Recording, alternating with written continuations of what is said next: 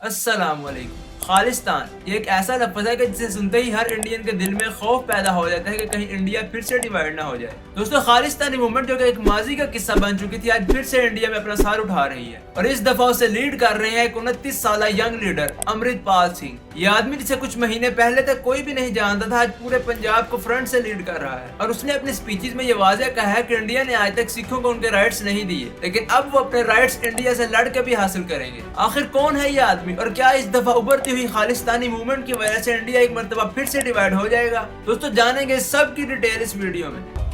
A group, Sikh for Justice, has called for a so-called referendum in Canada, which is on November 6th, that to carve out a separate Khalistan country from Punjab. Indian authorities have expressed concern that these incidents and events are going to be used for anti-India activities and are urging the Canadian authorities to take action against the pro-Khalistani actions. Self-styled religious leader Amritpal Singh supporters attacked the police station. Their aim was to secure the release of a man taken into custody for questioning. The mob issued a threat to the police. Operation by the Punjab police is currently underway to arrest Khalistani leader Amritpal Singh. Khalistan fire reignites in Punjab. Radicals go on rampage. Amritpal Singh dares. ਮੈਂ ਕਹਿੰਦਾ ਮੈਂ ਮਰਨੋਂ ਨਹੀਂ ਡਰਦਾ ਜੇ ਕਿਸੇ ਜੁਰਤ ਤੇ ਕੱਢ ਕੇ ਪਿਸਤੌਲ ਮਾਰੋ ਗੋਲੀ ਨਹੀਂ। Punjab government and police surrender.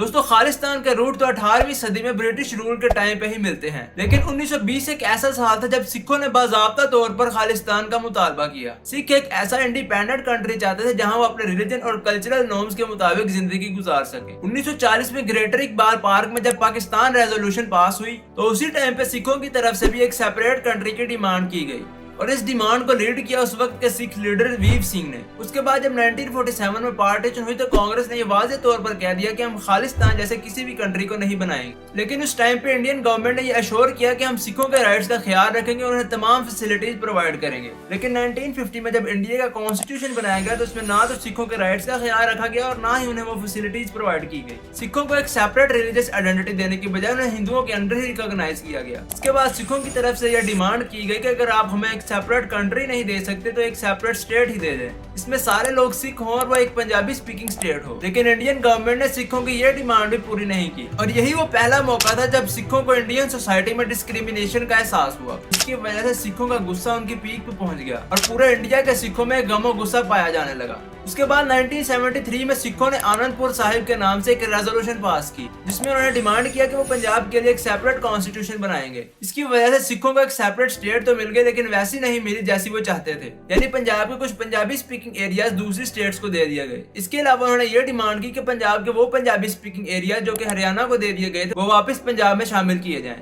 इस पर पहले तो इंडियन गवर्नमेंट ने सिखों को ये यकीन दिलाया कि वो ऐसा ही करेंगे, लेकिन वक्त गुजरने के साथ साथ सिख ये भूल गए कि उन्होंने कोई रेजोल्यूशन भी पास की। इसके कुछ अर्से बाद इस रेजोल्यूशन में एंट्री होती है सिखों के ही एक ऑर्गेनाइजेशन के हेड जरनैल सिंह की। उन्होंने आते ही पूरे कंट्रीज में सिखिज्म को प्रमोट करना शुरू कर दिया। उन्होंने पंजाब की यूथ को रेडिकलाइज किया और थोड़े ही अरसे में रिलीजन को प्रमोट करने की वजह से पॉपुलर हो गए। उन्होंने सिखिज्म के रूल्स को प्रमोट किया जिन्हें खालसा कहते हैं। इसकी वजह से बहुत से लोगों, सिखों और किसानों ने उन्हें फॉलो करना शुरू कर दिया। उन्होंने लोगों को यह भी एहसास दिलाया कि कैसे इंडियन गवर्नमेंट हिंदूज के राइट्स का ख्याल रखती है और सिखों के राइट्स को सप्रेस कर देती है। इसके बाद उन्होंने अपनी इस पॉपुलैरिटी का फायदा उठाते हुए इंडियन गवर्नमेंट के खिलाफ भी बहुत सी स्पीचेस की और उनकी इन्हीं एंटी इंडिया स्टेटमेंट्स की वजह से बहुत से लोग उनके डाई हार्ड फॉलोअर्स बन गए। 1980 में पंजाब के वो लीडर जो कि खालिस्तान बनने के खिलाफ थे उनका मर्डर कर दिया गया और इस सब की जिम्मेदारी जरनैल सिंह पर डाल दी गई। इसके बाद 1982 में जरनैल सिंह ने शिरोमणि अकाली दल जो कि एक पॉलिटिकल पार्टी थी उसके साथ कोलैबोरेशन की और पंजाब असेंबली से आनंदपुर रेजोल्यूशन को पास करवाने की कोशिश की, लेकिन इंडियन गवर्नमेंट ने इसको भी रिजेक्ट कर दिया और उल्टा 30,000 सिखों को अरेस्ट कर लिया। इससे सिख बहुत गुस्सा हो गए और उन्होंने पंजाब में वायलेंस शुरू कर दिया।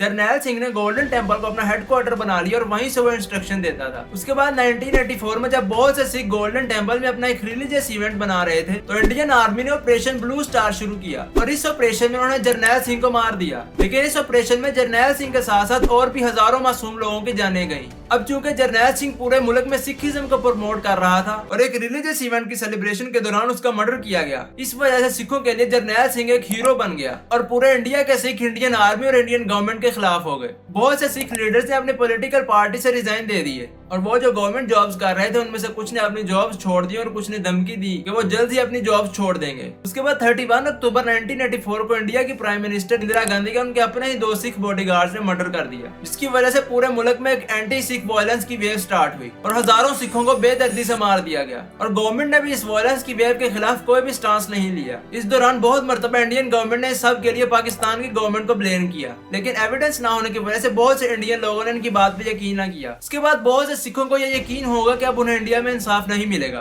तो बहुत से सिखों ने इंडिया को छोड़ दिया और फॉरेन कंट्रीज में जाके सेटल हो गए और वो जो पहले ही फॉरेन कंट्रीज में मौजूद थे उन्होंने इंडियन गवर्नमेंट्स के खिलाफ अपने ही मुल्क में प्रोटेस्ट शुरू कर दिए। इसके बाद टाइम के गुजरने के साथ साथ सिख ये बोल गए कि खालिस्तान मूवमेंट भी कोई चीज थी, लेकिन अब ये रेजोल्यूशन बिल्कुल वहां से शुरू हो रही है जहां से कट ऑफ हुई थी। इस रेजोल्यूशन को एक यंग लीडर लीड कर रहा है जिसका नाम है अमृतपाल सिंह। कुछ महीने पहले तक ये दुबई में रहता था और वहाँ ये एक वर्कर था और कोई भी इससे मुतालिक कुछ भी नहीं जानता था, लेकिन दुबई में रहते हुए भी ये दीप सिद्धू को फॉलो करता था। अमृतपाल सिंह दुबई में रहते हुए दीप सिद्धू और पंजाब के किसानों से रिलेटेड सोशल मीडिया पर बोलता था, लेकिन दीप सिद्धू की डेथ के बाद वो इंडिया वापस आया और उसने आगे सिखिज्म को प्रमोट करना शुरू कर दिया। उसने सिख रूल यानी कि खालसा से रिलेटेड अवेयरनेस क्रिएट की और इसकी वजह से ही वो यंग लोगों में मशहूर हो गया और उसकी इसी कोशिशों की वजह से उसे वारिस पंजाब डे का हेड बना दिया गया। अब वो खुद भी खालसा का एक भगत बन गया और उसकी दस्तार बंदी ने उसकी पर्सनैलिटी को बिल्कुल ही चेंज कर दिया। उसके बाद उसने अनाउंस किया कि वो उसी रास्ते पर चलेगा जो कि जरनैल सिंह का था। उसने बिल्कुल जरनैल सिंह की तरह पूरे मुल्क में सिखिज्म को प्रमोट करना शुरू कर दिया। रिसेंटली उसने अपनी स्पीच में यह कहा कि वो तमाम मसाइल जो है सिख फेस कर रहे हैं उसकी वजह इंडियन गवर्नमेंट है। उसके अलावा उसने एक मार्च भी स्टार्ट किया जो कि 1 महीने तक जारी रहा